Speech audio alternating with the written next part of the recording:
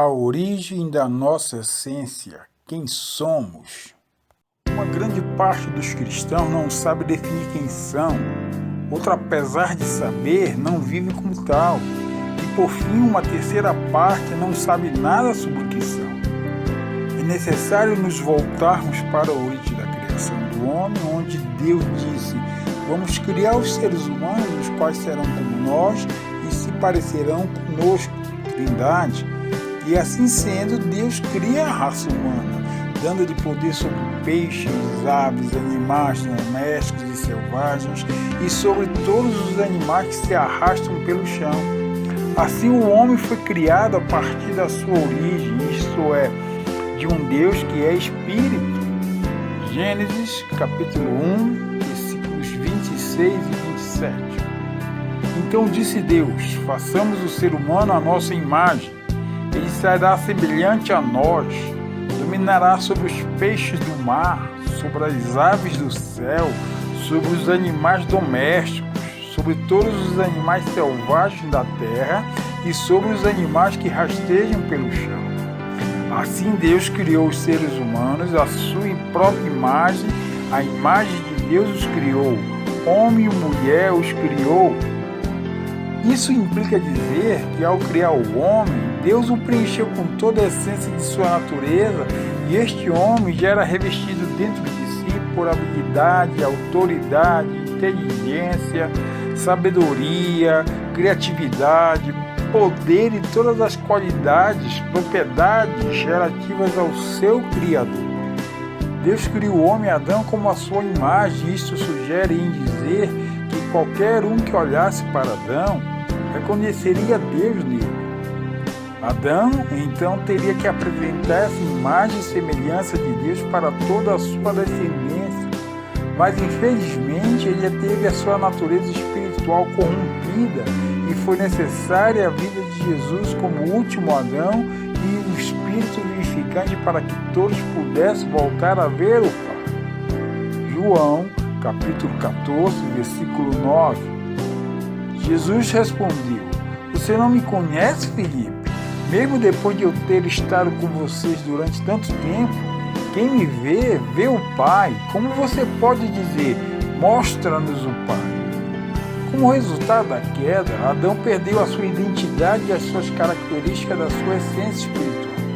Foi justamente para isso que Jesus veio, ou seja, restaurar e trazer de volta tudo aquilo que havia sido perdido por consequência da queda do primeiro Adão. Portanto, iremos entender a nossa verdadeira identidade quando temos a compreensão correta de onde viemos e a imagem da origem da qual fomos criados. Somente através de Cristo em nós teremos de volta a imagem de Deus, o qual é invisível, e assim poderemos usufruir da oportunidade de saber quem realmente somos, ou seja, filhos de Deus, onde Cristo é o primeiro filho. Colossenses capítulo 1, versículo 15. Ele é a imagem do Deus invisível, o primogênito de toda a criação. Deus criou o homem com o propósito de ter uma família para si mesmo e refletindo quem ele é, dando domínio e autoridade sobre todas as coisas, e o nosso espírito é a essência de Deus, da qual somos constituídos. Portanto, somos espíritos que procedem da essência divina. Isso é demonstrado de forma clara na palavra de Deus no livro de Hebreus. Hebreus, capítulo 12, versículo 9. Além do que, tivemos nossos pais segundo a carne para nos corrigirem, e nós os reverenciamos. Não nos sujeitaremos muito mais ao Pai dos Espíritos para vivermos? É necessário, então, se observar as seguintes afirmações. O ser humano é um espírito. O ser humano não é uma alma. O ser humano também não é um corpo. O ser humano tem uma alma. O ser humano mora em um corpo. Não somos uma alma nem um corpo, mas sim um espírito. Cada um de nós tem uma alma, mas não somos uma alma. Nosso espírito é a nossa pessoa real. O espírito não é a nossa personalidade, ele é a nossa pessoa. A alma é a nossa personalidade. Toda pessoa precisa de uma personalidade. Nossa personalidade é o que pensamos, o que sentimos e o que decidimos, o que queremos, que é igual à nossa vontade. É importante sabermos sobre isso, porque somente assim poderemos entender que somos seres que pertencemos a duas dimensões, isto é, a terceira e a quarta dimensão. Com a queda, o ser humano passou a ter acesso somente à terceira dimensão. Mesmo ainda possuindo o espírito, este não tinha mais acesso à quarta dimensão, pois havia sido colocado um véu entre essas duas dimensões. Mas o Pai ainda continuou nos amando e nesse seu incomensurável amor nos envia seu Filho unigênito Jesus para que pudéssemos sermos absolvidos e termos acesso novamente à quarta dimensão. Jesus vem, desfaz todas as obras do diabo e concede a revivificação do nosso espírito a todo aquele que nele crê. Ele nos faz sair de um caminhar baseado em nossa alma, sentidos, e nos traz de volta a essência da vida a qual tivemos a nossa origem, ou seja, a vida espiritual, pois ele é o Espírito que dá a vida. 1 Coríntios, capítulo 15, versículo 45. Pois, como dizem as Escrituras, o primeiro homem, Adão, se tornou um ser vivente, mas o último Adão se tornou como um espírito que dá vida. Precisamos entender que antes de sermos humanos, já éramos espíritos conhecidos e nomeados por Deus. Portanto, a nossa natureza, em sua essência, não é natural, mas sim espiritual. Jeremias, capítulo 1, versículo 5. Antes de formá-lo no ventre materno, eu já o conhecia, e antes de você nascer, eu o consagrei e constituí profeta às nações. Efésios, capítulo 1, versículo 4. Antes da fundação do mundo, Deus nos escolheu nele para sermos santos e irrepreensíveis diante dele em amor. Isaías, capítulo 43, versículo 1. Assim diz o Senhor, aquele que criou você, ó Jacó, aquele que o formou, ó Israel. Não tenha medo, porque eu o resgatei. Eu dei a você seu nome e por isso me pertence. O ser humano é diferenciado de anjos e demônios. Fomos criados com a habilidade de atuar em duas dimensões, pois somos um espírito habitando em um. Mas para que o homem pudesse compreender essas duas dimensões, a física e a espiritual, Deus cria em nosso ser aquilo que chamamos de alma e que permitirá nossa comunicação com ambos, espírito e corpo, tornando-os compatíveis para nós. Foi do pó da terra que o Senhor formou o ser humano. Ao soprar a sua essência sobre as narinas deste corpo morto, ele lhe deu vida e este passou a ter a condição de um ser que passa a possuir vida. Gênesis capítulo 2, versículo 7. E formou o Senhor Deus o homem do pó da terra e soprou em seus narizes o fôlego da vida, e o homem foi feito alma vivente. Ao cair, o homem perde a sua origem em Deus. O Criador continuava com a sua natureza de luz e santidade, mas o homem agora se tornou trevas e pecados e teve sua natureza corrompida. Com isso foi colocado um véu entre a criação e seu Criador, e o homem foi lançado em trevas exteriores.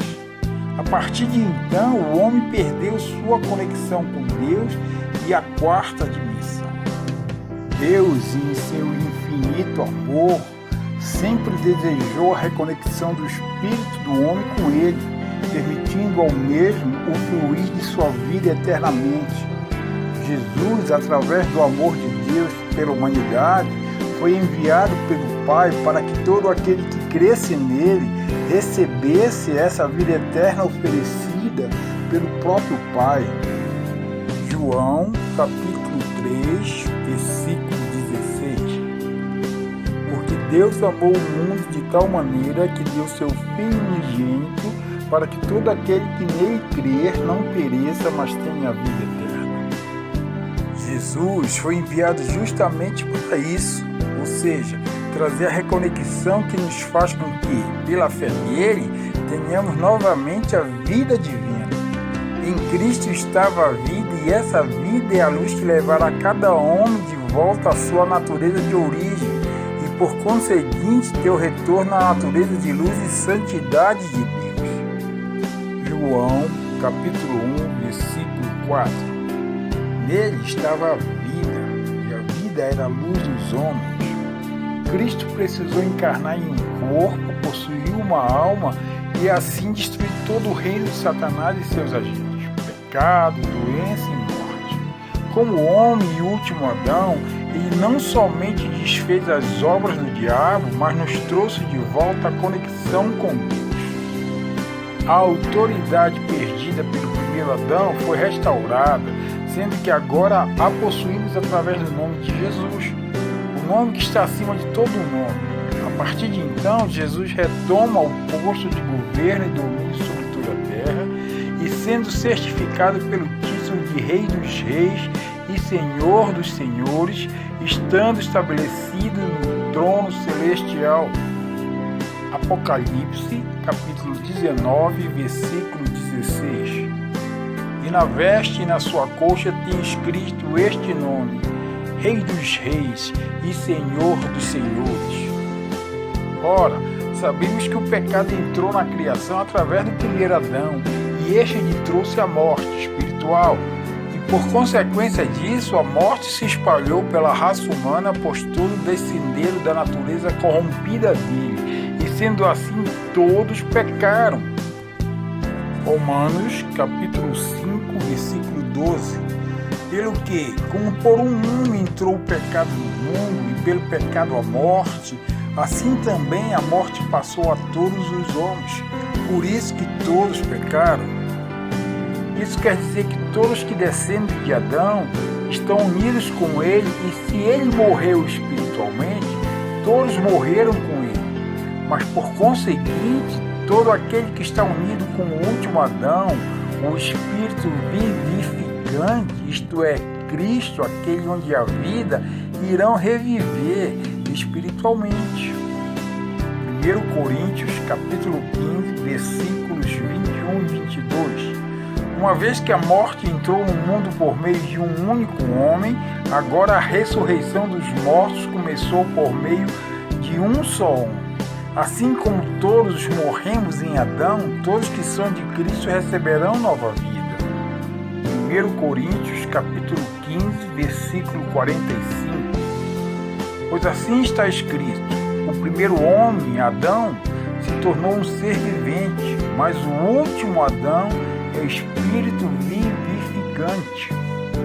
O reino de Deus está estabelecido na quarta dimensão, espiritual, e o primeiro Adão, ao pecar, perdeu o acesso ao reino de Deus. Jesus, o último Adão, nos trouxe de volta o reino do seu Pai, para que cada um que se relacione pela fé e se una a seu espírito, para poder ter livre acesso a qualquer instante à quarta dimensão, ou seja, desfrutar da comunhão com o Pai, a origem da nossa essência.